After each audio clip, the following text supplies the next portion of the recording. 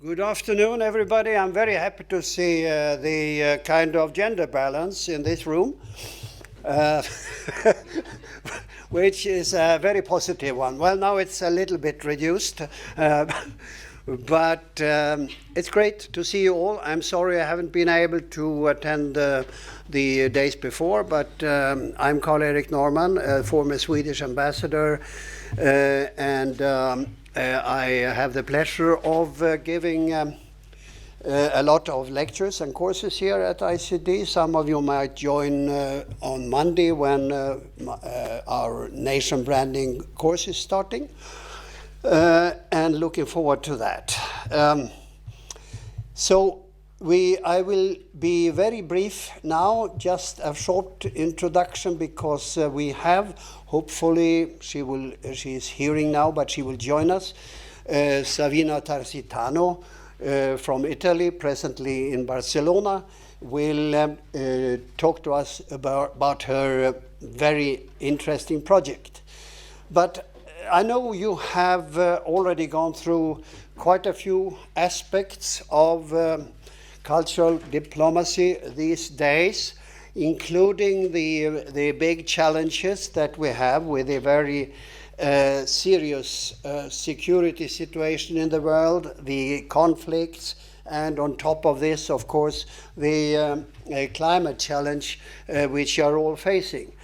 So normally I stress how incredibly many instruments cultural diplomacy has. It is anything from all sorts of sports, which is really getting people together, to fashion exhibitions or shows, and of course the wonderful instrument of cuisine, of food diplomacy. All these aspects of cultural diplomacy are sometimes forgotten when you theorize about it, when you speak too much theory. Because it is, of course, the overall goal, objective of cultural diplomacy is peace, understanding, respecting human rights, and really trying to have a better world. And of course, the challenges today are particularly difficult as things look right now, with more than 30 wars going on in the world, and with the climate crisis, and so on and so forth. But today, as a little introduction to Savina's presentation, I will give you a few comments on the role of visual arts in cultural diplomacy. For a moment, forgetting my favorite subject, music, as cultural diplomacy, and going to visual arts.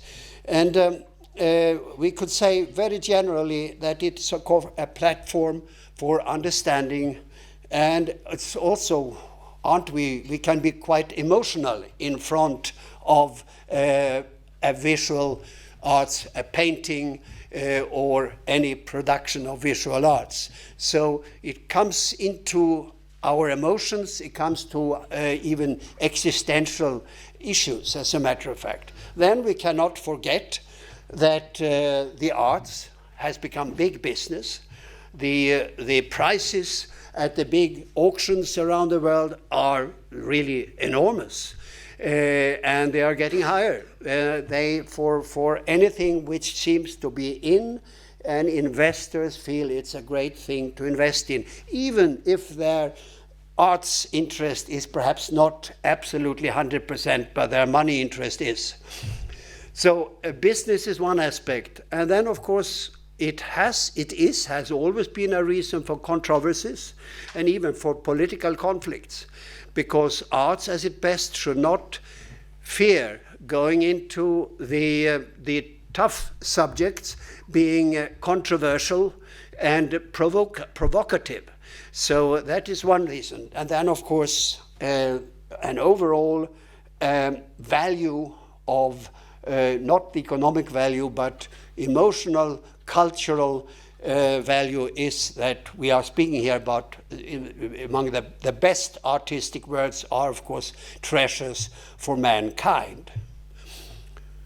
So here in Berlin, we have something very interesting, and a very interesting example of cultural diplomacy with arts. For a very long period, these Benin bronzes have been in one or two museums in Berlin. You will find them also, as far as I know, in London and in Paris. And recently, with the kind of reflection that ex-colonial countries have been doing, the idea of perhaps, after all, giving back one or two of these art pieces has become a reality. So a few months ago, for instance, the German foreign minister and the leader of one of the museums went down to Nigeria, and because the Benin bronzes came at a time when Benin was the name of the kingdom where now Nigeria is. This is a good gesture. It was appreciated, although I know that it is a little bit controversial in Nigeria, because who should exactly be the recipient? Some of you might know about these stories, but we don't have time to go into that right now. A very famous issue about giving back something to the some arts to the origin is the so-called Elgin marbles. And that is in Acropolis in Athens. You will find that when you go to the relatively new Acropolis Museum, where they have collected lots of the artifacts from 2,500 years ago, they will find one empty wall. And that is a message. It's a message to British Museum London to say that we are still waiting for these marbles to come back. The story was that a British ambassador to Greece, which at that time belonged to the Ottoman Empire, Turkey, in around 1820, that he thought he saw a risk that these marbles, that these art pieces would be destroyed if a museum didn't take care of them. So he organized a very, would say, complicated trip for these marbles to get to London, and they are now still in British Museum. But in the very last few months, there has been an opening here. So now there's a concrete discussion of giving back at least a few of them, and there might be more. So this is one very typical, has been discussed in United Kingdom for decades, but now it seems the opening is coming and something will happen. So the big issue is, of course, keeping or returning. The excuse for the museums keeping these marks is, say, if we keep them in London or in Paris or in Berlin, more people will see them because we have so many spectators coming to visitors coming to our museum.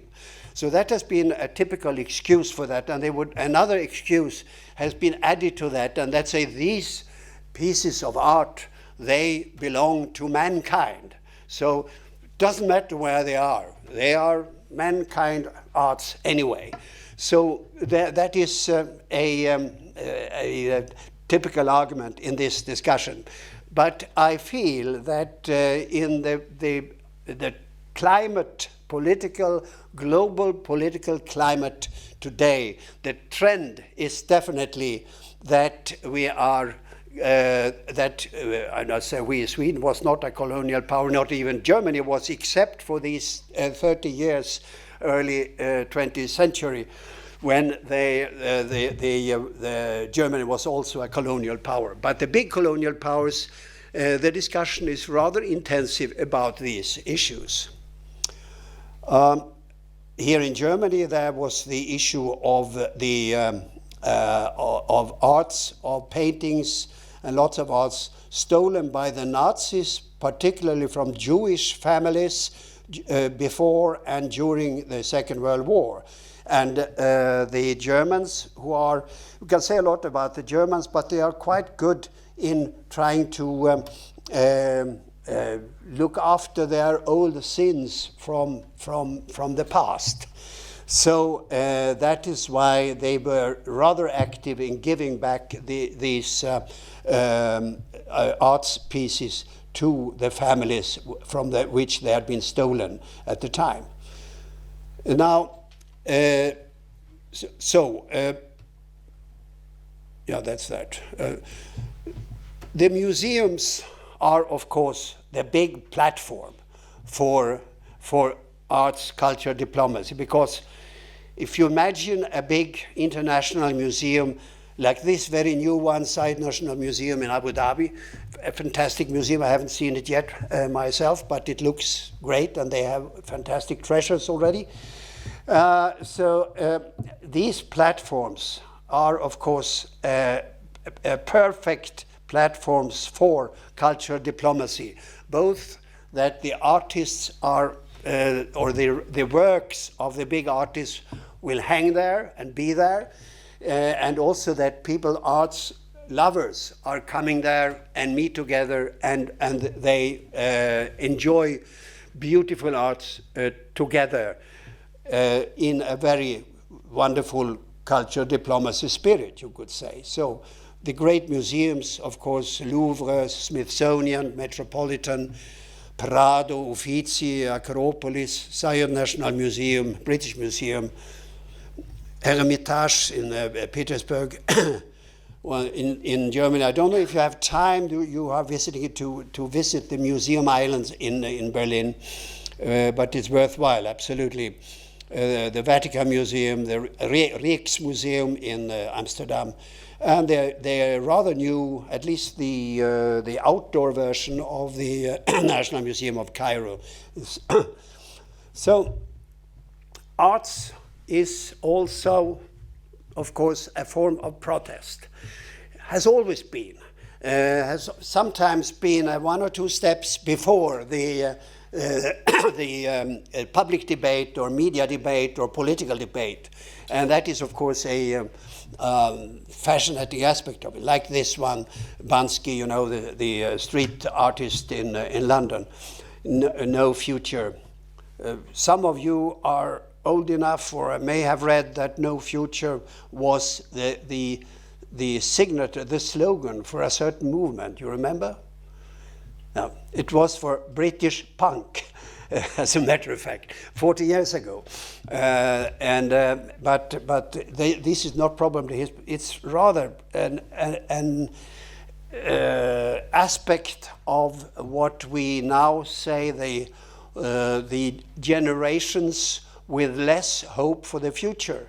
Some people say the future were better 30 years ago. This has to do, of course, with the climate issue, to some extent also with the big problems and even downhill tendency of democracy. So we're given these facts, No Future is a kind of political statement. For anybody dealing with arts, how many of you are visual artists? Oh, yeah, sort of, yeah, at least, yeah. It is, I think, for anybody dealing with any form of arts, I think it's very important to claim the right to have ars pro arte, arts for itself, not for serving anybody, not instrumentalizing art, because we love to, particularly, I must confess, particularly we who are dealing with cultural diplomacy, we love to instrumentalize it and say, this piece of art is good for the promotion of my city or my country or my whatever group and so on. So and that is an instrumentalizing of arts, which artists are quite sensitive about, and I think that should be respected. It's much more than that, but it's also, well, one thing I don't have to tell you, but of course arts is the difference, makes us humans different from the animals, as a matter of fact. But it's a platform for pioneering ideas. also for protest against authoritarianism, a protest against power abuse, a protest against corruption, a protest against social injustice, and a provocation against all sorts of establishment. So I love to call the arts an uncomfortable form of culture diplomacy, because it goes across the borders, but it's not necessarily comfortable for, let's say, the elites here or there. So we have to be aware, however, that particularly in these days, when the military expenses are growing very fastly and everywhere, because this sense of our security being threatened and so on. I have some experience from government work. I know which minister in a government is usually the weakest when it comes to a fight for the budget. It is the Minister of Culture. She or he will have to sacrifice perhaps some percent of the budget that she or he wanted to have. So it's a crisis for culture and arts, also then in news media, because they, particularly when it's a security issue, when we now have the wars and we have the threats and so on, there's less room in the media for the promotion of arts and culture. We see a crisis for the cultural institutes. They have to cut their budgets. We have a general crisis for cultural budgets. I am perhaps old-fashioned, but I have a problem with the cancel culture movement, which seems to be acting according to today's trend. Because tomorrow we might again think otherwise, and why did we then destroy the things which we didn't like today? So it's a kind of a lack of historic perspective when you go for this cancel culture, destroying statues, forbidding books or changing text in books because they are not politically correct, etc. So that is a problem with some of the problems that the artists face today. Finally, I will just say one word about an excellent platform for a meeting of artists, including visual artists, and that I happen to be the co-founder of that platform, the European Culture Parliament, which is a good example of informational cooperation between artists and across borders. So one of our very active members is Savina Tarsitano, and I will now give her the floor. So can we, I don't know how we do technically now, where's Esteban or Stefano, can you, do you know what we should do now in order for Savina to get in and me to get out from the scene? In the meantime, one comment or two. Hi, Mark. In the meantime, you may have one question or comment before Savina has the floor.